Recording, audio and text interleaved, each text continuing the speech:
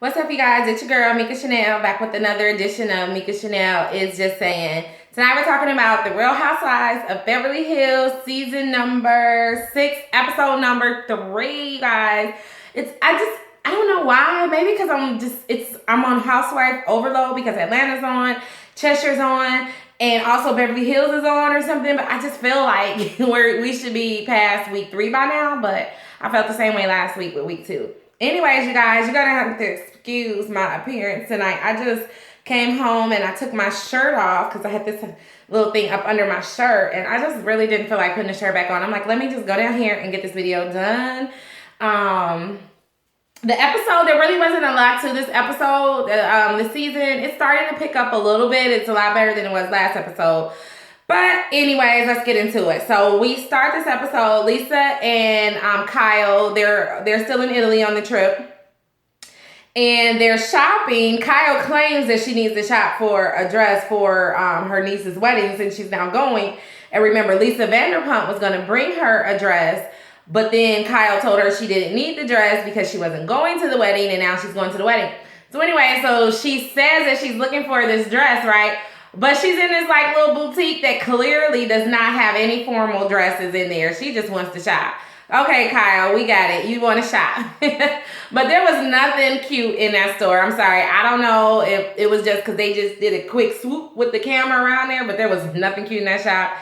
But I do think they ended up buying something out of the shop. Anyway, so Lisa just says, like, in her interview during this scene, she's like, you know, she feels bad for even bringing up the wedding and everything because she says it must be really hard for Kyle, and then to have Lisa bring it up, you know, Lisa's saying that she really regrets bringing it up.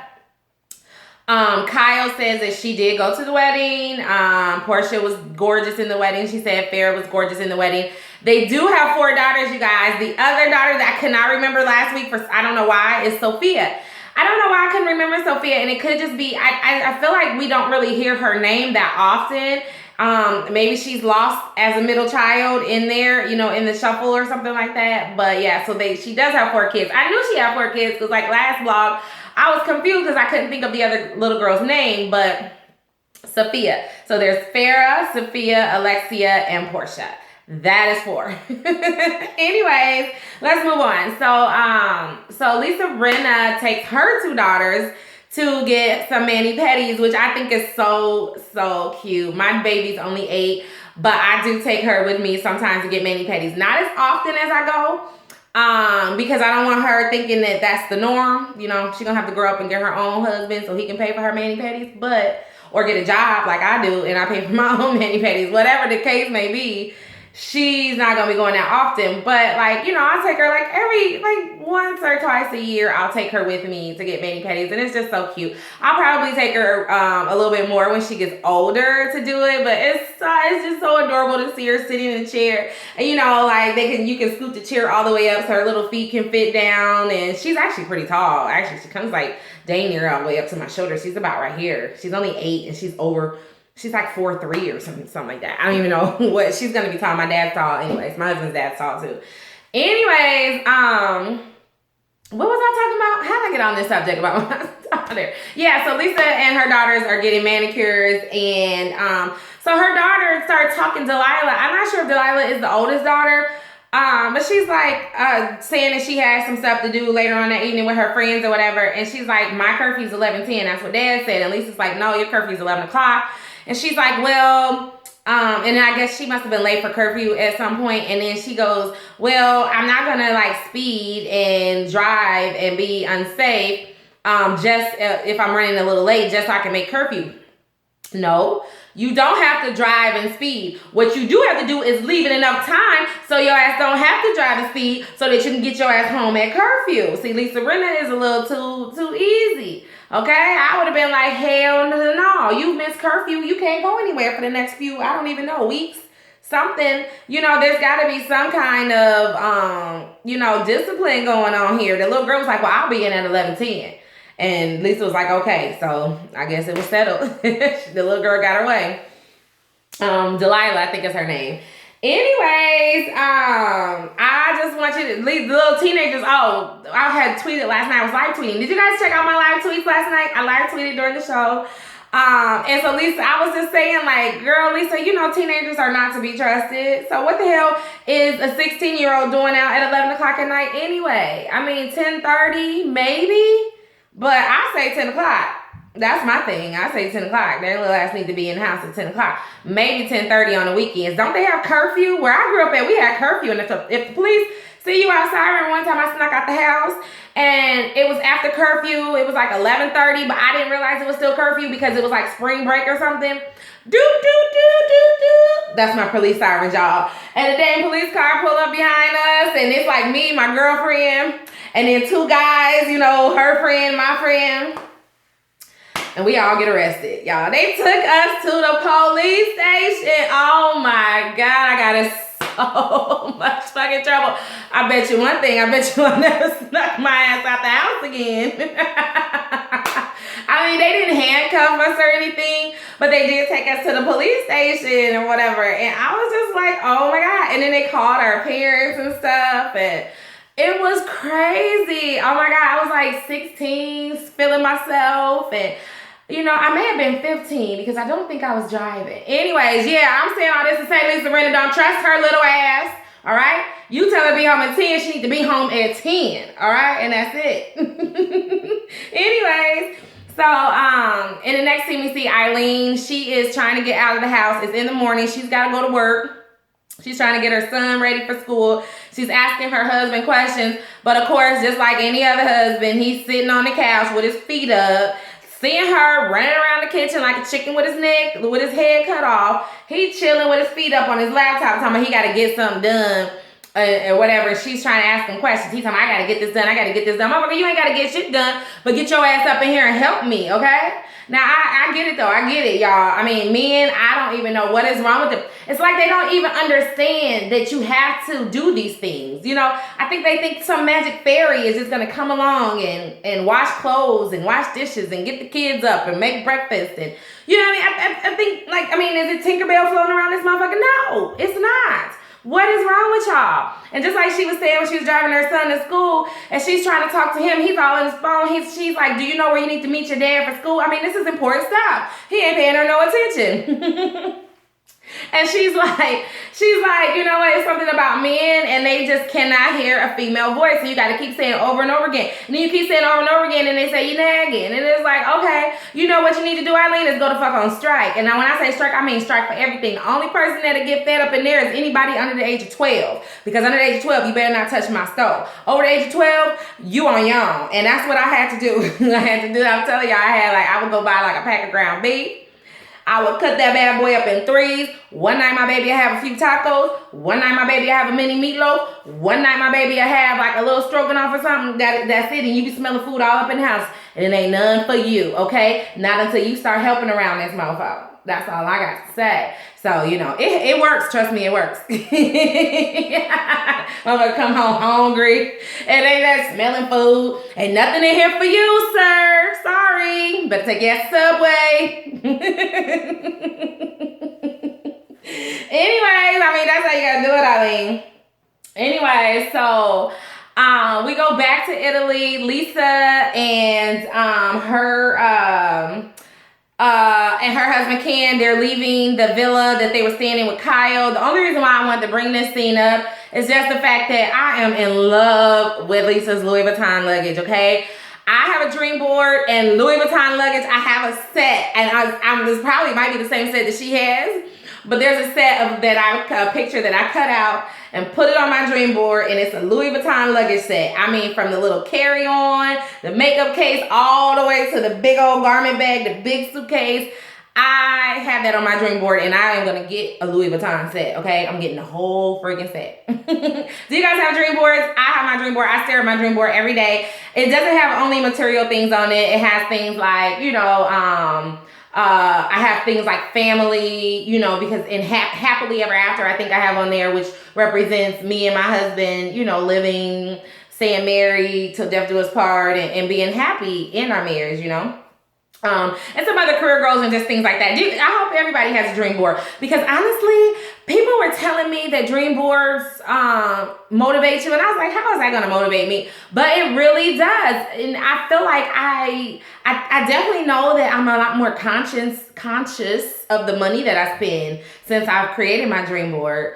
And I only created it earlier this year, but I definitely see a change in my spending habits this year or whatever since I've create that, and I look at it every day. So if you guys don't have a dream board, make a dream board. It doesn't matter. You can put whatever you want in your life, put it on that dream board and stare at it and think about it and do the work that it takes to get what you need. And I'm getting that damn Louis Vuitton luggage, okay? Anyways, and then Lisa also says that she's really happy. She feels like her and Kyle have done the emotional work needed to bring their friendship back, and I'm really happy about that. I'm so happy they're back together. I really loved them on the first season. They were like, you know, they were such close friends, you know. They came into the show as close friends, so I'm so happy, and I hope this lasts, that, you know, Lisa and Kyle stay friends or whatever. Anyways, you go on. We're gonna move on. Yolanda is getting a vitamin C IV. I'm not sure what the vitamin C IV is going to do. I don't know why she can't just go eat a whole bunch of oranges or take some vitamins, but you know, she's sick, so she's trying everything to build her immune system up. And this is where we meet Miss Erika Jayne, aka Erika Jayne, which is her stage name. Erika says, Erika's very pretty, isn't she? And I thought she was younger than what she said she was. She said she's in her 40s. I actually thought she was a little younger than that. But she said that she has money and she is not going to look like a hag. So if she needs to get anything nipped, tucked, snipped, clipped, whatever, she is going to do it. But the thing I can say, whatever work she's had done, she's gone to someone very, very good, because she doesn't look like the damn cat lady. And she looks young and she looks natural. I can get with that. I can definitely get with that. I just can't stand when the women in their eyes are all like this and they're looking around and you're like, it's like they can't even move their necks and they're like this. Their kid tuck you up. Yeah, and I'm like, how can you even have a conversation with somebody like that? They look crazy as hell. Anyway, so that's that. We're gonna get more of Erika in a little bit. So let's move on to Kyle, Lisa, and Eileen meet for lunch. Lisa and Eileen just get a kick out of the fact that they both wore leopard on the same day. Lisa says that hardly ever happens in Beverly Hills. I'm actually gonna be wearing a little bit of a leopard outfit myself tomorrow. For my holiday party, and I'm gonna think I'm looking fabulous, y'all. I can't wait. I can't wear the outfit that I was going to wear because I didn't reach my weight loss goal that I wanted to reach by my holiday Christmas party. So it is what it is. I did a good job this year though, so I'm gonna pat myself on the back for that. Anyways, let me move on. Let me quit talking about myself so I can get through this vlog, y'all. So they move. Lisa, Kyle, and Eileen start talking about Kim. Eileen's like, what the hell's going on with your sister, Kyle? What is up? I mean, I heard she fled from rehab and then she got drunk and started cussing people out and kicking folks. What is going on? And Kyle, you can tell Kyle didn't really want to engage in this conversation. It really makes Kyle uncomfortable to talk about family issues when I don't really know why, because her pretty much most of her storyline for the last like 6 years since the show's been on has been her family issues, you know. But Kyle just says she doesn't know. She kind of lets Lisa and Eileen just kind of chit chat and speculate about what's going on. Lisa just basically says she's not fit to live in this society. No, she says she does not have the tools to function well in this society or something crazy like that. Lisa said, I'm like, girl, that was too fucking funny, but I feel you, because something is seriously wrong with Kim. Like, I mean, she needs some serious help. Serious help. I mean, I like a nice drink from time to time, you know what I mean? I like to feel good sometimes, you know what I mean? But I honestly, I don't understand. I guess I just don't understand that kind of addiction. And then I really don't understand why why she keeps saying that she's sober and she's not, and then she keeps saying that, you know, she's doing well, she's not doing well, like putting her family through this. I mean, I guess it's a sickness, and she's gonna, you know, she just needs help. I mean, I guess it's a sickness like any other thing. That's what they say. I still don't understand it, but I mean, it is what it is, and maybe it's not for me to understand. Anyway, so hopefully Kim is getting better now. We're gonna see her, I think, in a few episodes later on in the season. I'm just happy she's not a full-time cast member, because she actually brought nothing to the show, and it just kind of seemed like they were feeling sorry for her, because I mean, we heard every time we saw her, it was with her dog, or you know, or she was coming and acting strange around the ladies, you know. Anyways, we're going to move on from that. They start talking about Yolanda, and they are just wondering why all of her treatments aren't working. Eileen was like, she just looked horrible. When we saw her, she looked so ill. And they're just like, I mean, could it be something else? Like, what is going on? Like, why does she keep having these treatments and nothing is working? And I'm like, nothing is working because she's making herself sick. That's my opinion. She's making herself sick with all of these alternative treatments and just things like that. You know, she's really making herself sick. But I'm just happy she wasn't in this episode, and they didn't talk too much about her ass, because honestly, I'm over it. I am so over it right now. I don't even know why. If she's this ill, why is she on the show? I feel it's for attention. I feel like she wants attention. I mean, I'm not saying she's not sick. I do think she's sick.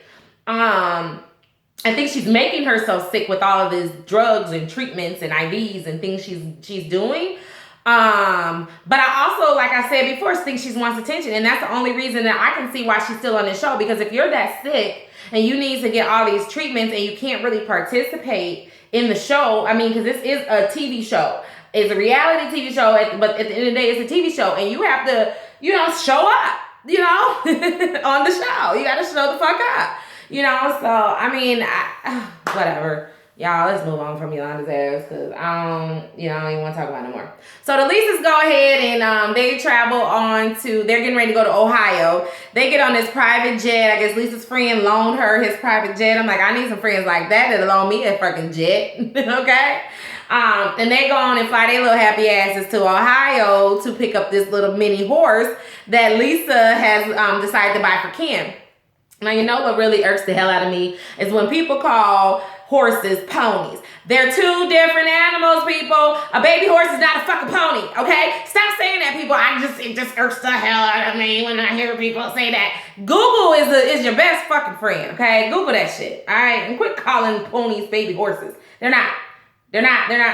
Anyways, all right, let's move on from that, because it just irritates me. You know how certain things just really irritate you? And that is something that just really irritates me, because it's not a baby horse. But anyways, the little horse, I guess, Lisa felt like there was something wrong with the horse's leg.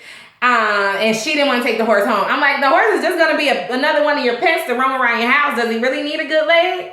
I mean, damn, look at Jiggy. Jiggy looked like a damn monster, okay? And she loved the shit out of that little hairless ass cat or dog, whatever the hell it is, looking like Grandma Wrinkles.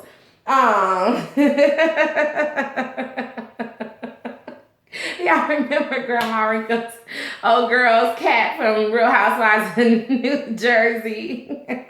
Anyway, so Lisa Lee ends up leaving the horse there, because she wants to think it over. She wants them to, you know, take the horse to a vet and, you know, make sure everything is okay. But what was funny is she calls Ken, because I guess she just really didn't know what to do. She was really confused. Ken didn't know that she was not in Beverly Hills. And so she wanted to call him to get his opinion on whether or not she should get the horse or not. And I'm just like, Lisa, I thought it was a surprise for Ken. Why are you calling Ken? And then you still didn't get a definite answer from Ken, you know. But it looks like from the previews, Ken is not all that enthused by the horse, because I'm thinking that that's what gets delivered to their house in the next, I said next weekend, the next episode. Anyways, we're going to move on from that. So we go over to Erika Girardi's house. Her house is ginormous. I mean, they have so much freaking property. Oh my God. I'm like, how can two people even live in that house? I mean, why do you even need that big ass house? What the hell are you doing in this house? You know, I mean, hell, you got that big ass house. There's no reason to fucking leave. She went off to the studio to look like she was finna shoot a music video. Bitch, you can shoot that damn music video at your house. Why are you renting the studio? Her husband was like, he was going off to work. Motherfucker, you can work your ass in this damn house. Why are you going to work? Where the hell you going?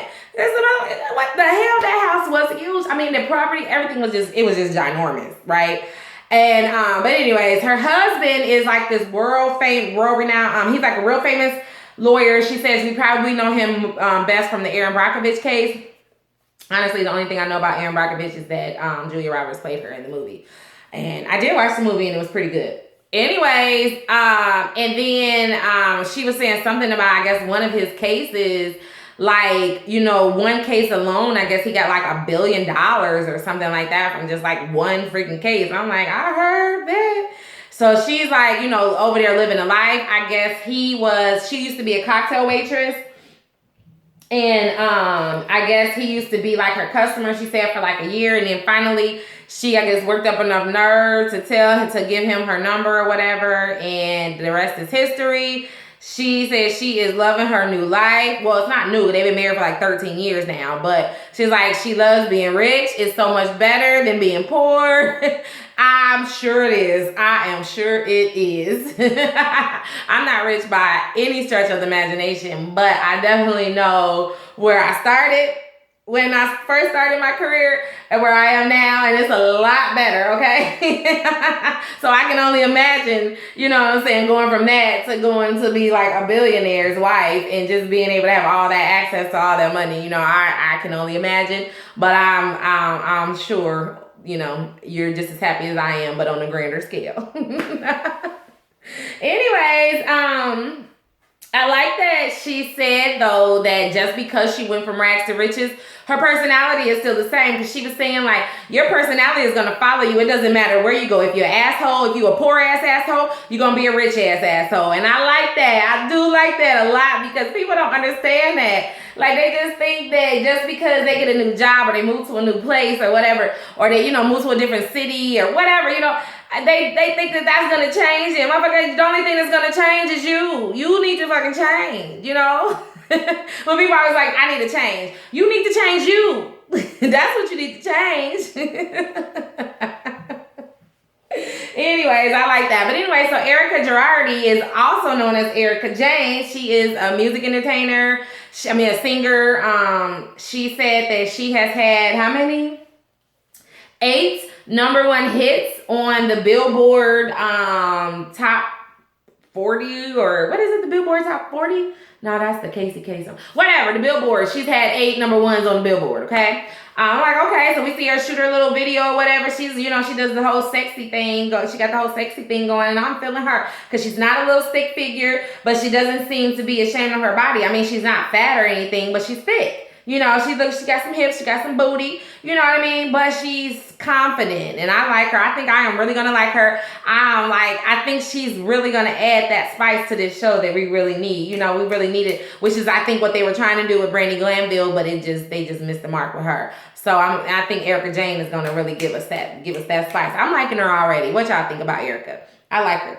Anyways, Lisa is preparing the house for Ken's party. Oh my God, every time I see those freaking ducks, I fall in love. I'm like, who has ducks in a pond in front of their house? I mean, I just love it. I just love it, love it, love it, love it. Love it. And then as all the people start coming, you see that Lisa has a hat tree outside where all the big hats for all the women that are coming, you know, because it's an outside, you know, picnic or whatever. Everybody's dressed in white. And everybody looks gorgeous. And I just thought that was just, you know, kind of hilarious. And then you see Taylor coming, walking in, and Lisa throwing shade already. She talking about, yeah, here comes some kind of trouble right there. And then Taylor walks in. She's all excited. She's so happy to be back on the Bravo camera. She don't know what the hell to do. And she's moving back to Beverly Hills because, you know, her and her husband were living like in Montana or Minnesota or some damn where.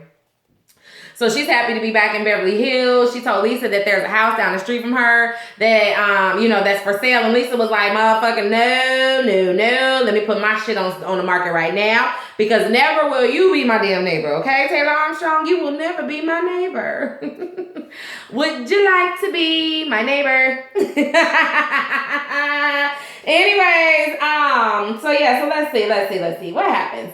That's pretty much it. I mean, they all sit down to eat. For some reason, Taylor wants to go in on Yolanda. I'm like, yeah, because Taylor's trying to get that damn diamond back so she can be out there holding her diamond out at the beginning. She goes right in Yolanda, just saying she doesn't understand, like, why Yolanda. She has a silk selfie one day. She's happy selfie one day. She talking about she don't wear makeup. She does wear makeup. Like, I don't understand why she going through all these treatments. Lisa Rinna just is looking at her and feeling very uncomfortable. Lisa Rinna and Eileen, I don't think they're really comfortable yet with the gossip, with the behind the back gossip, but they'll get it together. You know what I mean? This only their second season. I'm sure they'll be broken in by midway through this season, okay? Because, to survive as a housewife, that's what you do. We want to be entertained. But I do love the Beverly Hills ladies, because though they have a lot of drama, kind of like the New York ladies, though they have a lot of drama, they talk about each other, but at the end of the day, they kind of rally around each other when something is going wrong, so they can always come back to that good place. And I do like that about the Beverly Hills ladies. So Lisa gives a toast to Ken, right? So she tells Ken he's going to be 70 in a few days, but he will be seeing the 69 very soon, right? And then they flash over to Pandora, their daughter, and Pandora and her husband are looking so uncomfortable. I'm like, I don't blame you, because if I heard my mama telling my 70-year-old daddy anything about a 69, I think I would throw the hell up all over that fancy-ass table, okay? That's some shit I don't want to hear. Oh, just the thought of it, I don't even think about it. Then Kyle says she's bored. They're sitting down and Kyle's like, I'm a little bored. I don't blame you, Kyle, because I'll probably be a little bored too. But I think I'd be more enamored just by being there in that beautiful ass house, But they all have beautiful homes, so I guess it doesn't matter to them. But Kyle's like, she's bored, so she decides to shake it up a little bit, and she goes and jumps in the pool, and then all the ladies decide to jump in the pool. Now, mind you, they all have on white dresses, and they get soaking wet in the pool. And then for some reason, this asshole comes up behind Ken and pushes Ken into the pool. Now, this man is 70 years old. He done got both of his hips replaced and everything. I'm like, oh my God, they just pushed me. I thought he was going to drown. And then I thought, when he came up and his hair was like, was wet and it was kind of stringed back, I was like, is his toupee floating in the water? But it was his hair, like, just kind of floating. I was like, oh, that would have really been embarrassing if that was a fucking toupee floating in the water. That's what I thought it was. And then here come Eileen's ass trying to take his shoes off. She was like, oh my God, these are expensive shoes. They can't get wet. But at the end of the day, Ken took it all in stride. It was fun. And the ladies ended up, like, cuddling Ken and holding him. So I'm sure he was on cloud nine. He probably ain't got that much action since the damn 60s, so. Oh man, that's the end of the episode, you guys. That part just, I don't know, it just for some reason just tickled me to death with his hair. I honestly thought that was a dang toupee at first floating in the water. It was funny. Anyways, what did you guys think about this episode? Did you enjoy it? Did you think it was funny? Did you think that anything good came out of this episode? I don't know. I liked seeing them all getting along.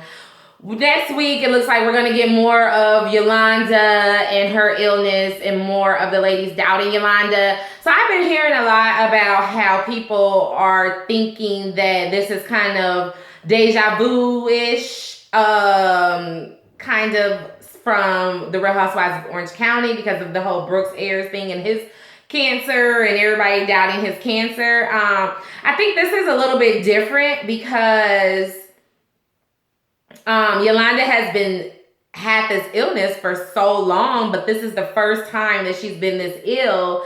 And honestly, there's no reason for her to be this ill. I think it's different just because Yolanda is an actual cast member. She's not like a boyfriend or girlfriend or whatever of a cast member. And also, I don't think that it's going to go as far as it went on The Real Housewives of Orange County. But at the same time, we're only on episode number 3, so I really don't know. Those are just my predictions. I don't know. We'll see, you guys. Anyways, that's all I have. So please comment on this video. Please like this video. Please share this video. Please, what was I going to say after that? I don't even remember. But anyways, you guys, until next time, please stay real, stay safe, and stay tuned to Mika Chanel is just saying. Bye-bye.